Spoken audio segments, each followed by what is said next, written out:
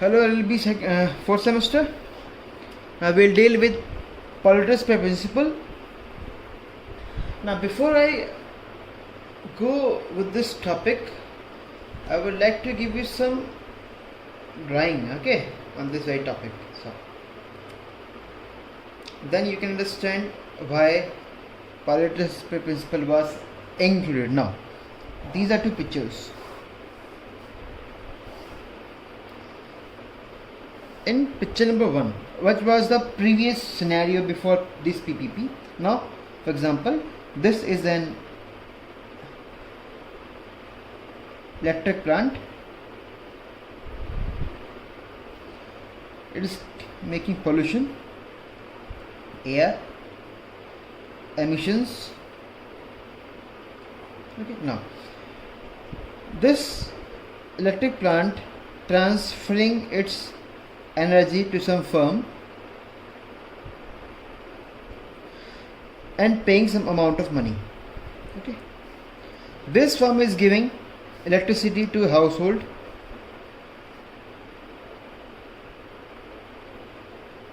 and those households are giving them amount of money. There is a process from which the world was going on and there was nothing to accountability questioning on these pollutions, water or air. Now when this was going on, our environment was devastatingly get destructed with these type of pollutions. Then government interfered and said that you will pay some amount of money to us, or if you're doing some work which is polluting our environment, then this electric plant, because it is emitting air and water pollution, some amount, some principal, some pay to the government. There's a firm, household, okay, dollar, electricity, right? There is a present scenario. This is government. Government can ask this electric plant to pay some amount of money so that they can again make it status quo.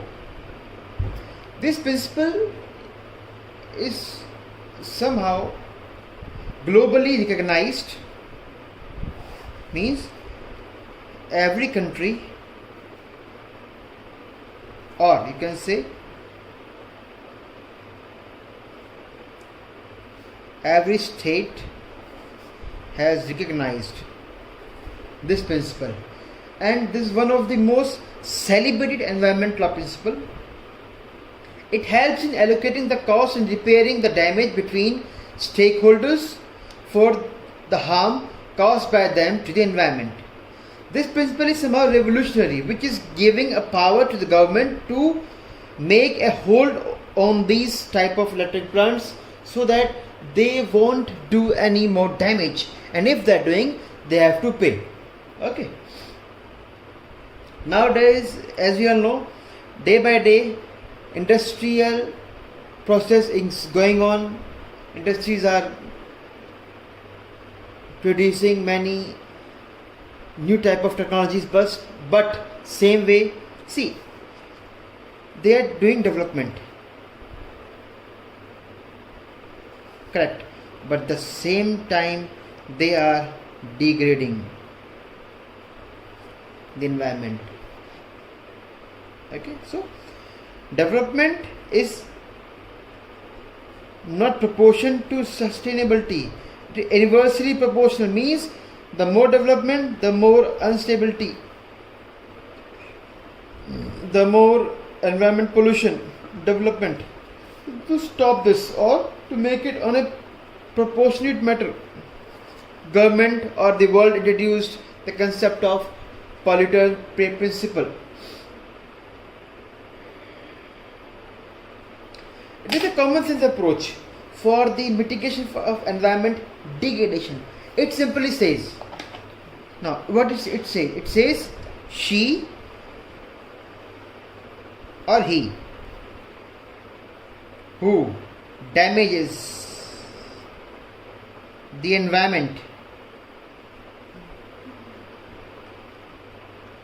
should bear the cost of rectifying that damage. Means the person who will damage the environment will rectify the damage. You can say it's a like not like a taunt, but it means it is giving remedy to your wrongdoing. This is applies to a producer or resource user. Means the principle can be applied to require the producer or the resource user to meet the cost of implementing an environmental standard.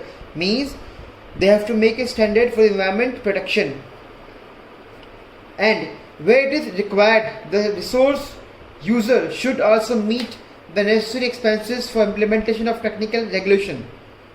It is also suggested that introduction of liability regime be introduced to make resources users liable for causing environmental harm and thus pay for the pollution caused by the authorities. It's a liability type of thing, or you can say strict liability or absolute liability. What is strict liability means? It was propounded in Rand versus Fletcher case, but we have adopted the theory of absolute liability, where we have something which is dangerous to the environment, to other person, and if he comes out from your premises and does the damage, you will pay. The same way, if your industry, your textile, or your any process is degrading the environment, then you have to pay to the government or to the other authorities to make it in a more, you can say, balancing manner. Now, from where this principle originates?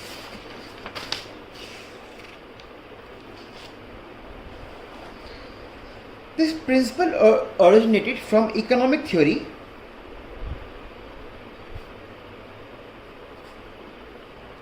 The theory names is internalization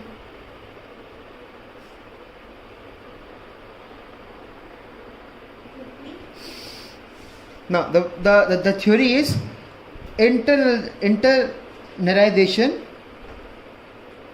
internalization of externalities, externalities, internalization of externalities, which imposes polluters, which imposes what? Social cost. On whom? The producers or actors. By whom? By the public authorities.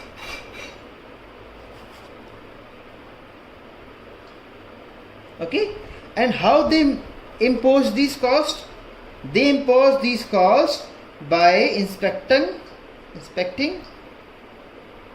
monitoring, and controlling. So these public authorities can impose social cost. Why we are saying social cost? Because these costs, they will save us social environment. Social, somehow you can say social, maybe sir, this is my privacy, social life, but social doesn't mean privacy. It means your environment too. If you can't have a clean air, a clean water, a clean earth, so how can you survive? Your society doesn't only include your relatives, your friends, but it includes your environment too, the fresh air too. Okay? Now,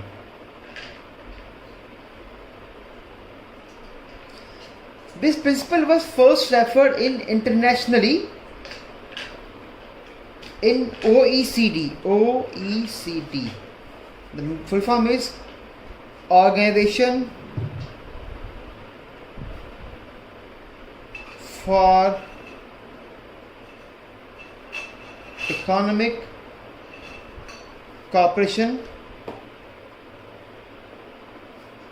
and development.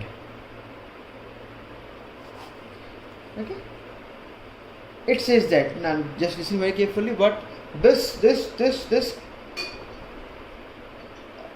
body says. It says polluter should bear the expense of carrying on his pollution, okay, and the measure must be decided by public authorities to ensure that environment is in a acceptable state. In other words, the cost of these measures should be reflected in the cost of goods and services which cause pollution in production or consumption. Such measures should not be accompanied by subsidies that would create significant distortions in the international trade and investment.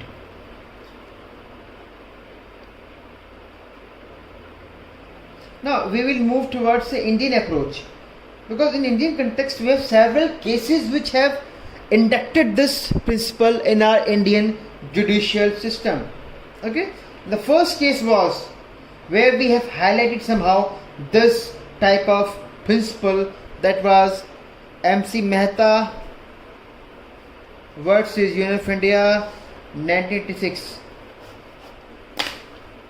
In this case the court actually said that we have to evolve a new principle and lay down new norms which would adequately deal with these new problems which arises in a highly industrialized economy. So they inducted a principle named as polluter's pay principle, and first time the industries was asked to deposit the sum of 35 lakh in a bank and guaranteed 15 lakh with the court for compensation to be paid to one who can prove before the court of law that he suffered because of oleum gas leakage from Shriram Food and Fertilizer Corporation. Means in this very case, the court applied polluter's pay principle and fined with the 15 lakh to any person who can prove that he suffered from oleum gas leakage. So oleum gas leakage, Shriram gas leakage, and plus with this to submit 35 lakh in court. So this is how the court first time adopted this principle and applied in a case in an Indian scenario. Again,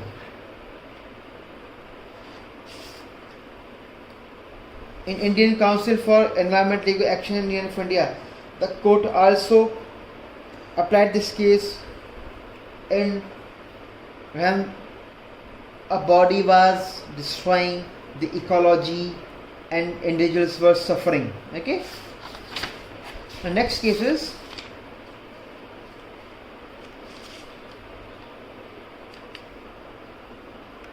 now friends, our next case is under Indian scenario, Vellore Citizens Welfare Forum versus Union of India.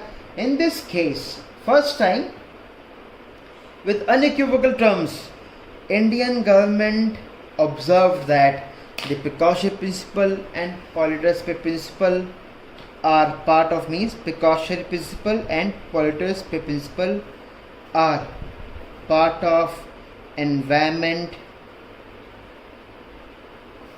jurisprudence, and these principles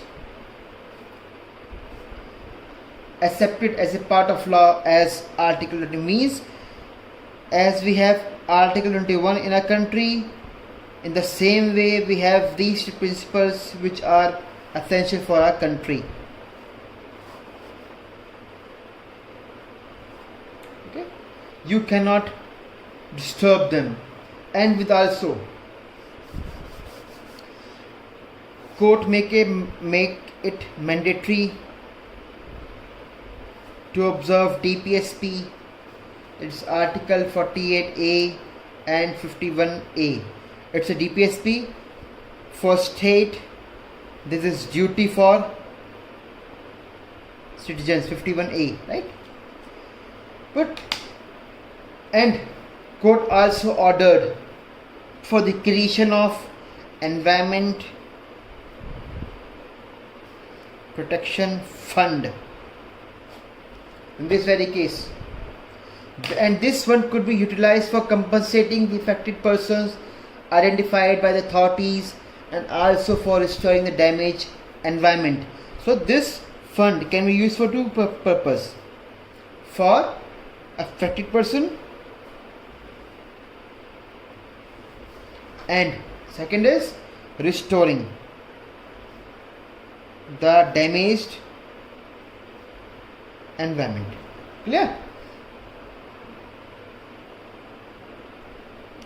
Now, to include this principle of PPP more practically, Indian government has enacted two things. First is Public Liability Insurance Act 1991 and National Environmental Tribunal, now which is known as NGT. Now, what it say? It makes it mandatory for every venture or industry who has capital value of above 2 lakh to get insured under the act. Means if I have an industry and it has value above than 2 lakh, it should be minimum, na? So it has to be insured under this act. Means they will give a premium of insurance to this environment relief fund, so that in any type of accident, this one can be given to these people for their relief or for their restoration as a compensation. Now NGT says that if the company does something bad to the environment, then they have to pay some amount of fees to the National Green Tribunal. Nowadays, every environmental case first come to this NGT, then it goes to the Supreme Court. Now, in the last, we can say that with the rapid development of technology and industries, environment degradation is inevitable and dealing with it becomes vital for human existence. The problem is escalating day by day. Nearby, as we all know, the Antarctic glacier is running down due to high degree of temperature. And practically, if we think, if industry is polluting environment very thoroughly and it's paying huge amount of compensation, can it bring back our ice back to the glaciers? No. Somehow we have to think rationally and stop polluting the environment, because money is not an answer to this environmental degradation. We have more than 200 countries, and if or even a single factory is running in a country or 100 factories running in a country, how much they are damaging to our system and environment. And just by paying some amount of money, we can't change it. We have to stop them, or we have to regulate them very thoroughly. Thank you.